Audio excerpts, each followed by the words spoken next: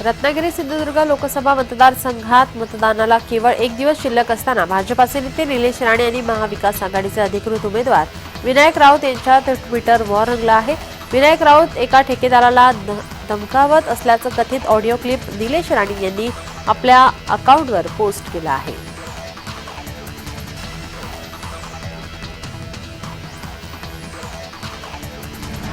13 तारखेला मतदान झाल्यानंतर एक दिवस कार्यकर्त्यांना आराम देणार आणि नंतर 15 तारखेला जिल्ह्यात सर्वात मोठं आंदोलन करणार असल्याचं मवियाचे उमेदवार निलेश लंके यांनी म्हटलंय।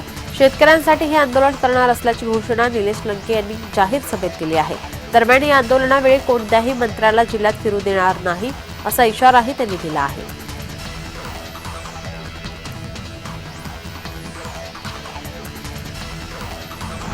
नाशिकमध्ये सध्या राजकारण चांगलंच तापलंय। अर्ज मागे घेण्याचा शेवटचा दिवस आहे। कोण अर्ज मागे घेणार याकडे सर्वांच्या नजरा लागल्या आहेत। महायुतीमध्ये भाजपाचे अनिल जाधव आणि निवृत्ती अरिगळे यांनी बंडखोरी करत उमेदवारी अर्ज दाखल केला आहे।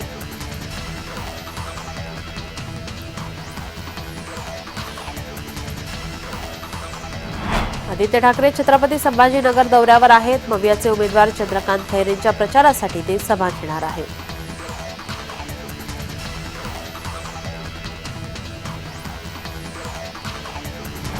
झारखंडमधील अनेक ठिकाणी छापे टाकून मोठ्या प्रमाणात रोकड जप्त करण्यात आली।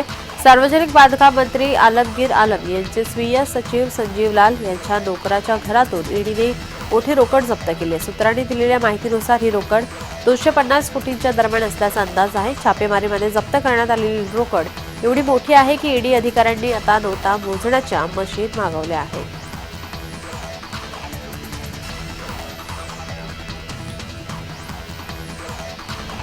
विजय करंजकरांनी शिवसेनेमध्ये प्रवेश केला। मुख्यमंत्री एकनाथ शिंदे यांच्या उपस्थितीमध्ये प्रवेश केला। विजय करंजकर शिवबाटाचे माजी जिल्हा प्रमुख होते।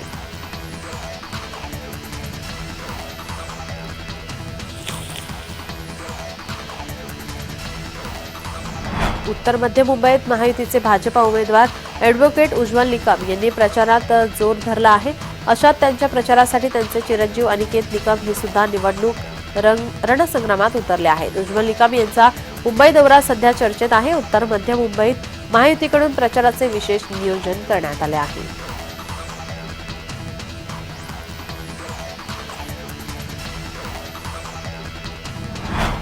उपमुख्यमंत्री देवेंद्र फडणवीस यांची खारघर येथे सभा होणार आहे। श्रीरंग बारणे यांच्या प्रचारार्थ फडणवीस मैदानात उतरले आहेत।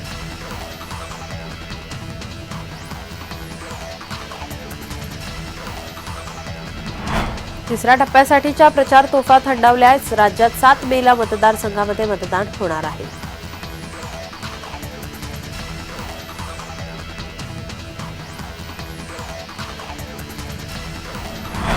शरद पवार यांची तब्येत बिघडली त्यामुळे आजचे त्यांचे सर्व कार्यक्रम हे रद्द करण्यात आले।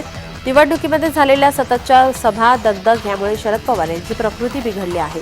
शरद पवारांना उन्हाचा त्रास झाला अशी माहिती खासदार अमोल कोल्हे यांनी दिली। शरद पवार आता विश्रांती घेतील आणि त्यानंतर पुन्हा कामाला लागतील असं कोल्हे यांनी म्हटलं आहे।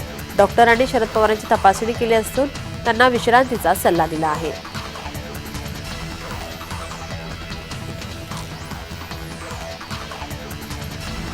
सुप्रिया सुळे सध्या ठिकठिकाणी मेळावे घेत आहेत। भाषण करत असताना अजान सुरू झाली। यावेळी सुप्रिया सुळे भाषण करत होते।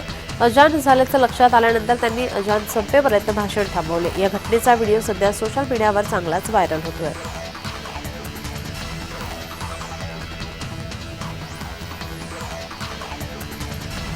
कसाबला फाशीची शिक्षा देण्याचं काम तालुका लेव्हलच्या वकिलाने केलं असतं। उज्ज्वल निकमांनी बडेजाव मिरवण्याचं कारण नाही। कसाबला फाशीची शिक्षा झाली तेव्हाच विलासराव देशमुखांनी उज्ज्वल निकमांचा श्रेय लाटण्याचा स्वभाव ओळखला होता असे विजय वडेट्टीवार यांनी म्हटलं। फडणवीसांनी याला उत्तर देत वडेट्टीवारांना सुनावलं आहे। वडेट्टीवारांच्या तोंडी पाकड्यांची भाषा असल्याचं फडणवीस म्हणतायत।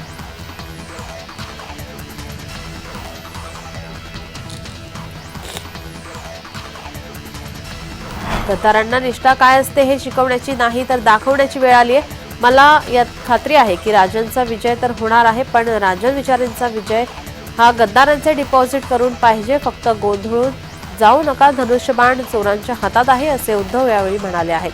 ठाणे लोकसभा मतदारसंघाचे मवियाचे उमेदवार राजन विचारे यांच्या प्रचारार्थ उद्धव यांची सभा पार पडली।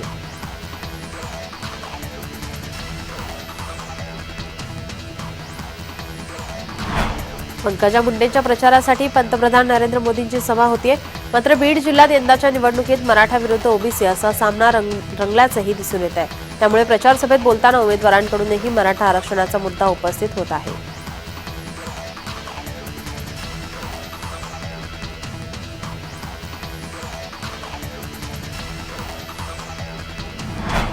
पवारांची सून म्हणून इतिहास घडवायचा आहे. सुनेत्रा पवारांची मतदारांना भावनिक साथ घालण्यात आली आहे.